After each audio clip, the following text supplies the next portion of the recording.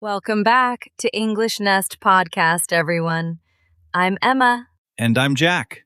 Today we've got a really useful topic for anyone who loves to travel. Yes, today we're talking about how to ask for directions in English. So, what do you say when you're lost in a new city? Oh, this happens to me all the time. Actually, just last year, I got lost in London for almost an hour. An hour? Oh no! Well, don't worry, because after today's episode, that will never happen to you again. I hope so. So, here's a simple example. You could say, "Excuse me, I'm lost. Could you help me, please?" That's such a good phrase to start with. It's polite, it's simple, and people will understand you right away. Before we continue, let's just say quickly, if you enjoy learning slow English like this, please subscribe and turn on notifications. Yes, that way you'll never miss a new episode. We really love having you here with us every week. Okay, so back to directions. Emma, imagine you're standing on a street corner and you don't know where you are. Right. First, I need to get someone's attention. So I would say, "Excuse me," and then wait for them to look at me. Exactly. Excuse me is the magic word. It's polite and it works everywhere. In a city, on a train, in a shop. Then, after "excuse me," I can say, "I'm lost," or "I'm looking for the train station." Nice. And there's another really common way to ask. You can say, "Could you tell me the way to the train station?" Oh, I love that one. It sounds very natural and friendly. Let's practice it together, slowly. Could you tell me the way to the museum? Could you tell me the way to the nearest bank? See, you just changed the place at the end. That's the beauty of it. One phrase, and you can use it for almost any place you're looking for. There's also a shorter, more casual way to ask. Just, how do I get to the city center? Yes, "how do I get to" is super common. Tourists use it all the time. It's quick and easy to remember. Let's do a little role play, shall we? I'll be the confused tourist, and you can be a kind stranger. Okay, I'm ready. Go ahead. Excuse me, I'm sorry to bother you, but how do I get to the nearest post office? Oh, no problem at all. Just go straight ahead and it's on your left, next to the bakery. Perfect. See, that's exactly the kind of answer you'll hear. Go straight ahead means just keep walking in the same direction. Right, and "it's on your left" or "it's on your right" tells you which side the place is on. These little phrases are so important because understanding the answer is actually the hardest part. Exactly. You can ask a perfect question, but if you don't understand the answer, you're still lost. So true. Okay, let's slow down and go through the most common direction words one at a time. Good idea. Let's start with turn left and turn right. Very simple, very useful. Turn left at the traffic lights. Or turn right after the supermarket. See how they always add a landmark, like the traffic lights or the supermarket? That helps you know exactly where to turn. That's a great point, Emma. Landmarks are your best friend when you're following directions. Right. So if someone says, "turn left at the church," you just need to find the church and then turn. Now, what about when the place is very close? Sometimes people say, "It's just around the corner." Oh, I love that expression. It means the place is very near, just a few steps away. Right, so if I ask, "Is the coffee shop far from here?" and someone says, "No, it's just around the corner," I know it's really close. Exactly. And that question, "is it far from here?" is another really useful one to remember. Yes, because sometimes you don't want to walk if it's really far away. Maybe you need a bus or a taxi instead. That's true. So the answer might be, it's about 10 minutes on foot, or it's too far to walk, you should take the bus. Oh, and here's a phrase I really like. It's within walking distance. That means you can easily walk there. That's a lovely phrase. It sounds a bit more natural than just saying, you can walk there. Right, native speakers use it a lot. Don't worry, it's within walking distance, maybe 5 minutes. Okay, let's keep going. What if the directions are a bit more complicated with more than one turn? Good question. Sometimes people say, take the first turning on the right, or take the second street on the left. So, turning here just means a street or a road that goes off the main street, right? Exactly. So imagine you're walking down a long street, and there are 3 smaller streets branching off it. And if someone says, take the second turning on the right, I need to count 1, 2, and turn into that second street. Perfect example. It sounds tricky at first, but once you practice it, it becomes really natural. It really does. And sometimes, instead of turning, people just say street or road. Like, take the second street on your left. Right, both are common. Now, what about crossing a street? That's another important action word. Oh, yes. Cross the road or cross the street. It just means walk from one side to the other side. So a full direction might sound like, cross the road and the bank is right in front of you. Yes, and always remember to look both ways before crossing. Safety first, even in English lessons. Very true, Emma. Okay, so let's put a few of these phrases together in a longer example. Great idea. I'll be the local, and you're the lost tourist again. Excuse me, could you tell me the way to the nearest supermarket? Sure. Go straight ahead for 2 minutes, then turn left at the traffic lights. Okay, straight ahead, then left at the lights. Got it. Then cross the road, and the supermarket is right there on your right. You can't miss it. You can't miss it. I really like that phrase. It means the place is very easy to find, right? Exactly. It's a nice, friendly way to finish giving directions. It kind of says, don't worry, you'll find it easily. It's so reassuring to hear, especially when you're a bit nervous about getting lost again. Totally understandable. Traveling in a new place can feel a little stressful sometimes. It can be. But you know, learning these small phrases really does make a huge difference. It really does. Now, let's talk about what to do if you still don't understand the directions. Oh, this happens a lot. Sometimes people speak really fast or use words we don't know. Right, so it's totally okay to ask them to repeat. You can say, sorry, could you say that again, more slowly, please? That's such an important phrase for every situation, not just directions. People are usually very happy to help. Absolutely. Most people are kind, and they'll slow down for you if you ask nicely. And here's another really handy phrase.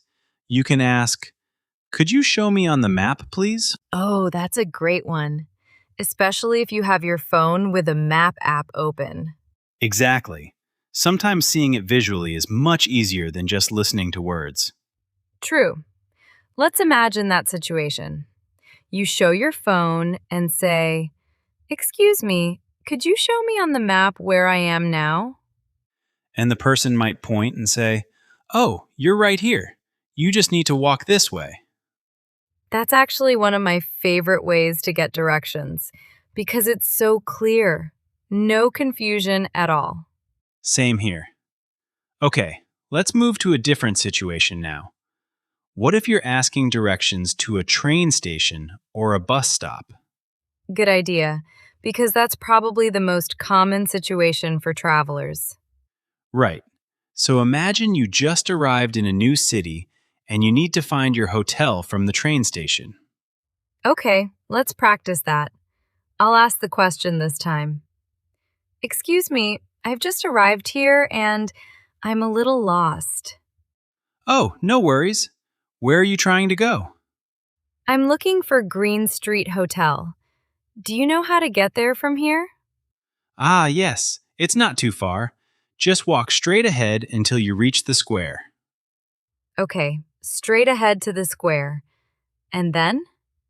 Then turn right, and the hotel is the second building on your left, right next to the pharmacy. Perfect. Thank you so much for your help. That's very clear. You're welcome. Have a wonderful stay. See, this is exactly how a real conversation sounds short, friendly, and easy to follow. It really is.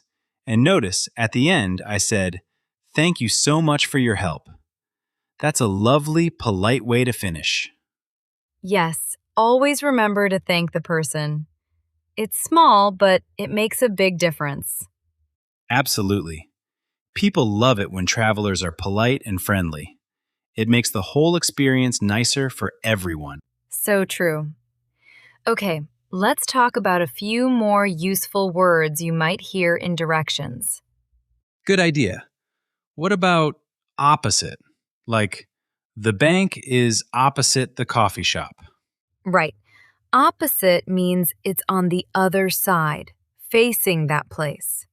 So if you're at the coffee shop, just look across and you'll see the bank. And there's also next to, which means right beside something. The hotel is next to the pharmacy. Yes, and between. Like, the shop is between the bakery and the bookstore. These little words are so small, but they really help you picture where something is. Exactly. And here's one more at the end of the street. That means you keep walking until the street finishes. Right, like, the library is at the end of this street on the right side. Perfect. Okay, Jack, should we do one more full role play? Maybe something a bit trickier this time? Sure, let's try it. I'll be lost again, and this time I really can't find the museum. Okay, go ahead. Start us off. Excuse me, I'm really sorry to bother you, but I can't find the city museum anywhere. Could you help me? Oh, of course. The museum is a bit tricky to find. Do you see that tall building over there? Yes, I see it. Okay, walk towards it, and when you reach it, turn right. Then take the first turning on your left. Turn right at the tall building, then first turning on the left. Got it. Then just keep walking straight, and you'll see a small park. The museum is right behind the park. Oh, great. Is it far from there? No, not at all.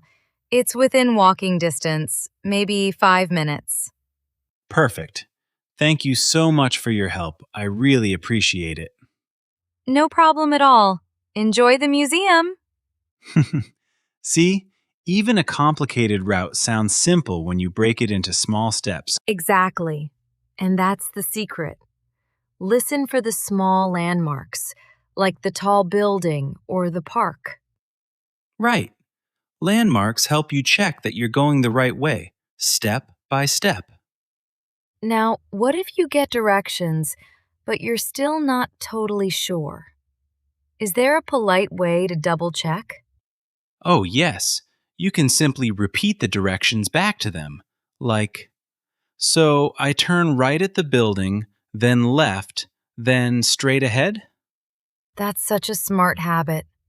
It shows the person you were listening, and it helps you remember too. Exactly.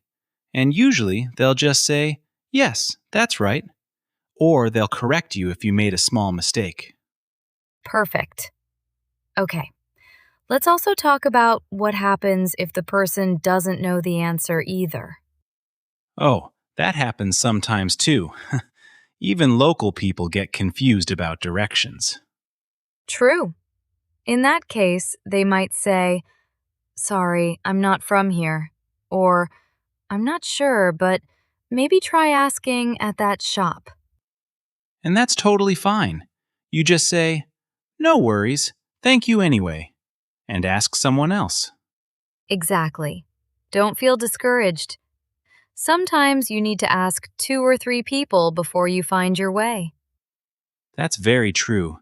I remember asking 4 different people in Rome once before I finally found my hotel. 4 people. Oh, Jack, that's a lot of walking around in circles. It really was. But it was actually a nice way to practice my Italian too. Every challenge is a chance to learn. That's such a lovely way to think about it. Getting lost isn't always bad. Sometimes it's a little adventure. Exactly. Okay, let's talk about one more useful situation: asking directions inside a building, like a shopping mall or an airport. Oh, good point. Because that's a bit different from asking on the street. Right.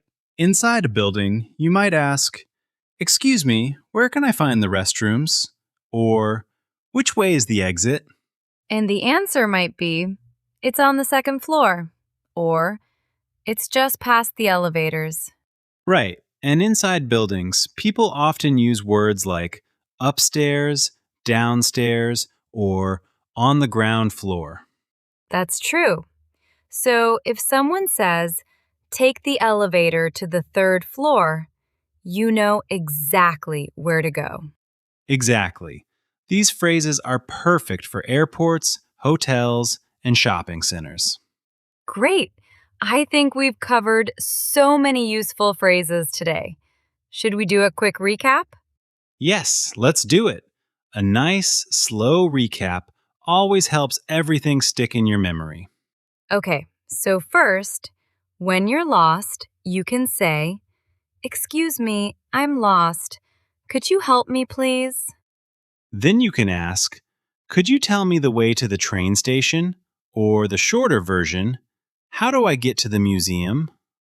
When you get an answer, listen for direction words like "go straight ahead," "turn left," and "turn right." And remember, "It's on your left" or "It's on your right" tells you exactly which side the place is on. If the place is close, people might say, "It's just around the corner," or "It's within walking distance." And if it's really easy to find, they'll probably say, "You can't miss it." Don't forget, take the first turning on the right and cross the road for longer directions. If you need help, you can always ask, "Could you show me on the map, please?" Or, "Could you say that again more slowly?" And of course, always finish with a warm, "Thank you so much for your help." Such a great list. I feel much more confident already, and I already knew all of this. That's the power of a good recap, I guess. Repetition really helps everything feel natural. It really does. Practice makes it stick, especially when you say the phrases out loud yourself. So, listeners, next time you travel, try using these phrases with real people. It's the best way to learn. Yes, don't be shy.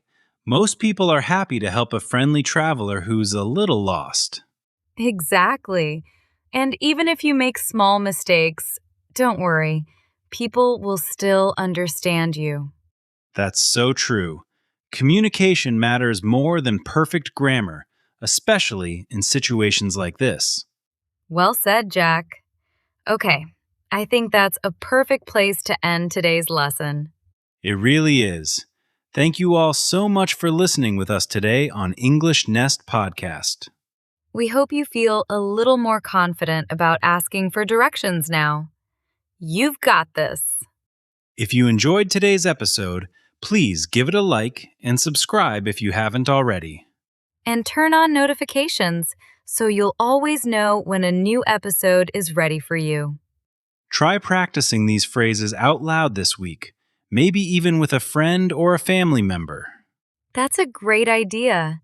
The more you practice speaking, the more natural it will feel. Until next time, keep listening, keep practicing, and stay curious about English. Thanks so much for joining us in the nest today, everyone. Take care and see you next time. Bye, everyone. See you soon.